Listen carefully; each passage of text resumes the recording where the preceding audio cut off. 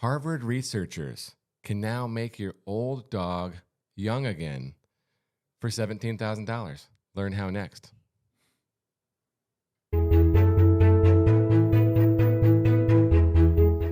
Welcome everyone to the Trust the Plan podcast. I'm Nick. And I'm Jim. And we've got all of our 10-year swag here now. Yeah. Right? We got the t-shirts. Feeling good.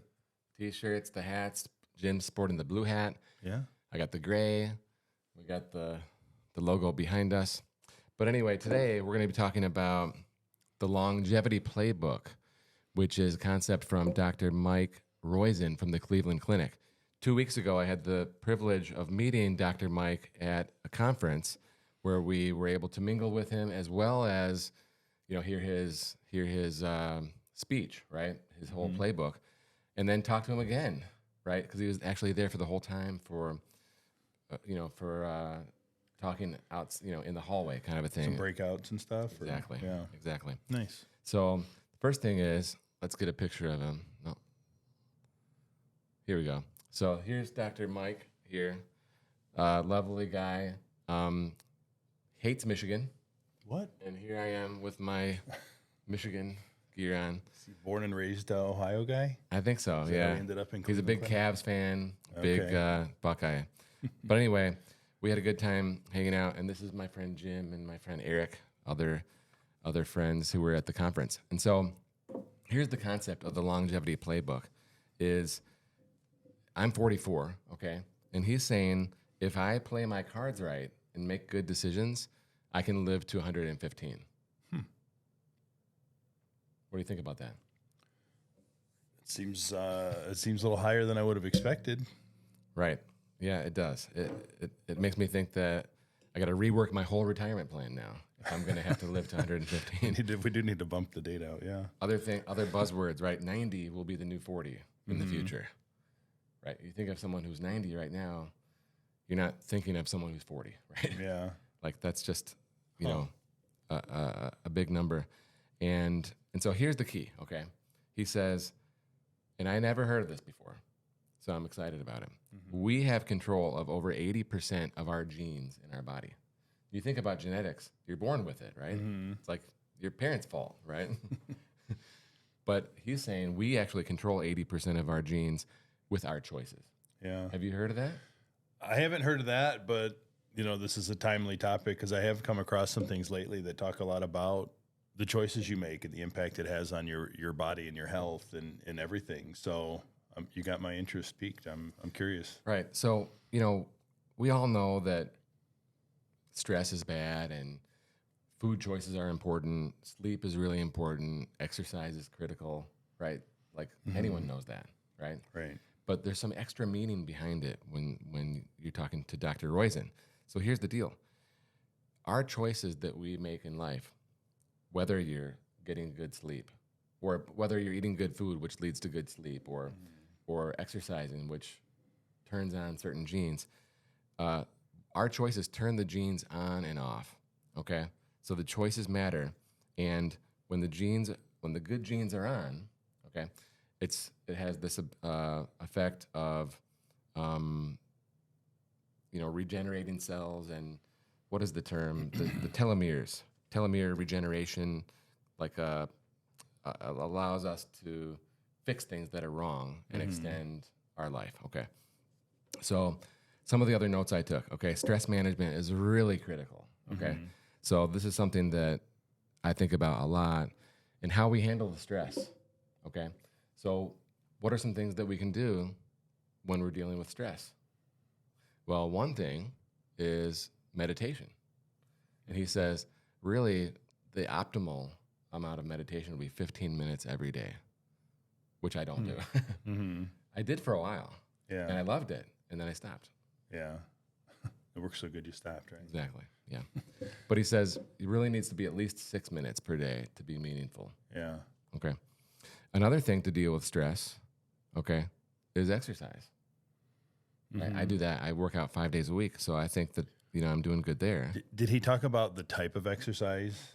Because some of the stuff I had seen lately talked about, cardio versus doing other types of exercise. And just because you're breathing heavy doesn't mean you're doing the right kind of exercise. So I don't know if he got into some of that. What he did say, I can't speak to that point, but what he did say was you need to hit your 10,000 steps a day. Mm-hmm. Okay. So get your pedometer, your Apple Watch, whatever, 10,000 steps a day. And then when you do a workout and you are stressing your muscles, you turn on a gene when the muscle is stressed. I don't know which gene. Okay. But that might suggest some resistance training. Yeah. Okay. Yep. Which I do believe in. Okay. He also talked about a plasma exchange. And our friend Nat Cat told me about this like 5 years ago. I thought she was talking about some weird, crazy stuff. Yeah. But they take blood, spin it around in like some sort of centrifuge machine, and then put it back in you. It's not like you're donating to the Red Cross. They're putting it back in. Yeah. And so I don't know exactly what's going on here, but it's like this rejuvenation of your blood cells and these telomeres, telomere, these telomeres. Interesting. He seems to really love these Yeah, telomeres. you talked a lot about them. Need to figure this out. Okay.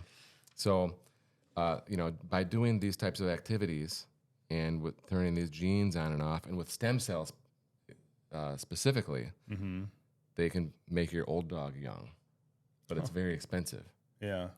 17 grand to make your old dog young.